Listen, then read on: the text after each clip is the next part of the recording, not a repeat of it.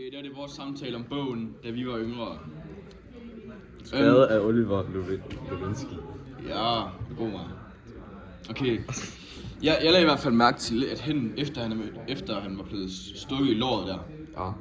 som vi hørte, eller læste. Vi læste jo. Ja.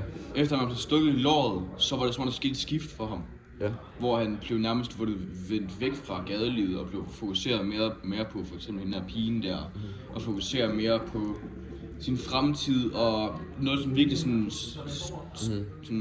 fremstod for mig, det var den samtale han havde om sådan, der var engang en bog, han snakkede om den der gård der, hvor der skulle være ingen mennesker omkring ham, hvor der bare skulle være sletter og sådan noget.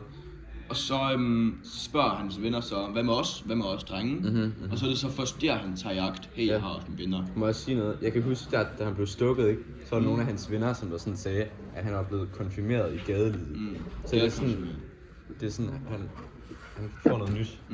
Og når man bliver konfirmeret, så er det jo generelt, at man træder ind. Så er det jo et symbol for, at man træder ind i de voksne rækker. Ja, man trækker ind i de voksne rækker, ja. Og jeg vil sige, lige på det punkt, hvor han bliver gadekonfirmeret, der er det et vendepunkt til, at vores hovedkarakter træder ind i de voksne rækker. Det er sådan en point of no return. Ja, det er rigtigt. Det er det jo. Det hvad er det hedder, den der model der, rettermodellen eller sådan noget. Så er det der sådan, ja, det der shit der. Lige der, hvor den... Ja. Jamen, der er også der, hvor den der mand der fra hans barndom, som sådan alder betyder ikke rigtig noget.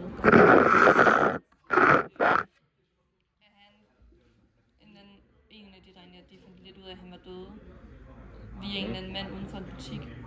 Og det er sådan, der tænker jeg sådan, okay, der fandt han faktisk ud af, hvor manden lige foran butikken, da han bare sad nede på gulvet jorden. Og sagde, okay, du ved, gadelivet, det kommer aldrig til at elske jer. I kan måske elske det, men det kommer aldrig nogensinde til at elske jer. Det var også der, det er sådan lige efter, kort efter, der var en, hvor han fik det der stukket i Norge. Jeg tænker, det var nok en blanding. Og så den der pigen der, hendes rolle i bogen. Hun har jo en rolle som den der person, som skal sådan... Det er nærmest hans sådan pris. Det er sådan at få ham til at vende sig væk. Det er den her historie her. Fordi... Hvad? Pigen ude på toilettet, eller? Nej, hans kæreste. Det var det, han var på toilettet. Ja, sin kæreste. Hun så en pige i en butik og var sådan, what, hun er mega pæn. Og så begyndte de at snakke og sådan noget, og så så kyssede de alt muligt. Men hun er meget, altså sådan, hver gang han havde lavet et eller andet, hver gang han gjorde et eller andet, så var hun sådan, hey, hvis du bliver ved med det her, så mister du mig. Ja. Og det giver ham så ligesom en pris, og sådan, han skal arbejde for, og en grund til at vende sig væk fra det. Og når han så ikke gjorde det... han så væk fra gadelivet for at fokusere på den her pigen her, og sådan på de mere vigtige ting i hans liv. Og når han så ikke gør det, og hun så går fra ham, så kan han så mærke det følelses sådan overvældning, der kommer med det. Og konsekvensen af gadelivet, som han ikke har kunne mærke før. Ja, fordi det går først op for ham, sådan, når han kommer ind i de andre, i de voksne trækker, så går det op for ham sådan, hvor slemt det egentlig har været. Og hvilke konsekvenser, der følger med det. Ja, præcis. Jeg er enig. Ja, du er enig, okay. God. Hvad det hedder. Til det.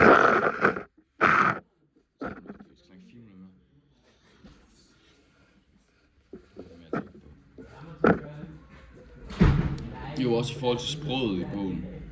Altså man kan ligesom høre, at hans, det vil hans norske, men hans danske bliver mere sådan raffineret, mere sådan rigtig grammatisk korrekte sætninger. Ja, det går fra sådan lidt mere, sådan lidt ghetto-miljø. Velformuleret, ja. Sådan ghetto-miljø, og så lidt mere sådan, så er det lidt mere sådan styr på de ord, han skal bruge. Og så også de der det slang der, som de bruger, det bliver også udfaset. Så man kan ligesom sådan se en overgang i bogen fra starten og midten, hvor det var sådan fuldstændig sådan alt det handlede om stoffer og slås og penge og sådan noget. Og nu kan man se, nu bliver man lidt mere sådan fornuftig og sådan lidt mere mod dybere ting. Sådan længere ind i historien. Vennegruppen, de går også til, de skaber det med afstand mellem dramaet fra gaden. At de nævner noget med sådan unge mennesker, at de er sådan meget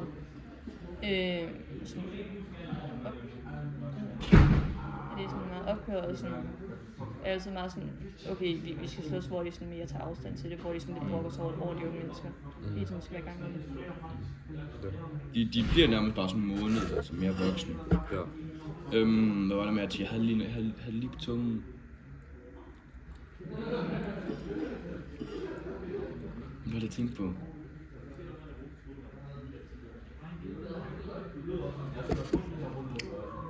Jeg har det lige her.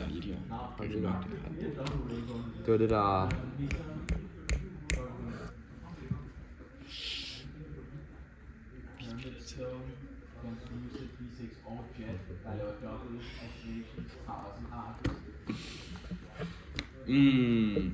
Nå, det er det, jeg glemte. Så snakker jeg bare om noget andet i stedet for. Nå, okay, selvfølgelig.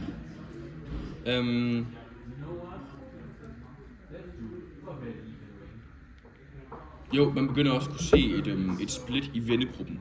Altså, de kommer mere op og sådan træffes og sådan noget, fordi at nu begynder de at have forskellige. Ja, de går forskellige veje. sådan noget, ja.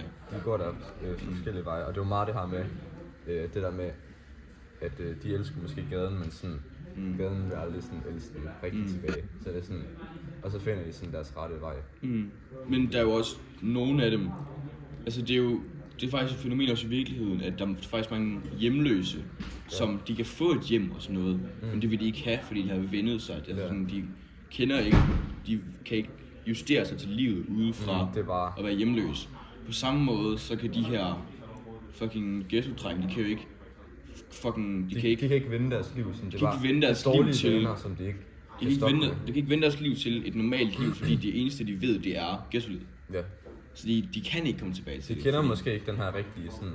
Det der med at elske nogen, det der med at elske gaden. Det der med at blive elsket tilbage, sådan, det ved de måske ikke engang hvad. Det er måske derfor, de ikke prøver sådan... Og man kan også høre, for eksempel der, hvor ham der, han er ude på kollegiet med sin kæreste, og laver mad og sådan noget.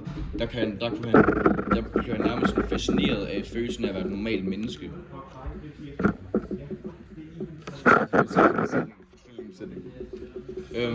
Jeg blev nærmest fascineret af at blive behandlet som et normalt menneske, og sådan... At han kunne godt lide den her nærmest anden identitet, som man selv siger, som man fik. Men det er jo en helt ny identitet, omkring nye mennesker. Som vi skaber. Og han fandt tryghed i det med at blive behandlet som et normalt menneske, når folk, der for eksempel en, der spurgte ham, hvad studerer du? Ja. Fordi sådan, det er normalt, at pigerne spurgte om, hvilket gang holder du med? Ja. Hvem støtter du? Har du noget dus? Det var, ja. Det var alt, det var. Ja. Mindre fornuftigt.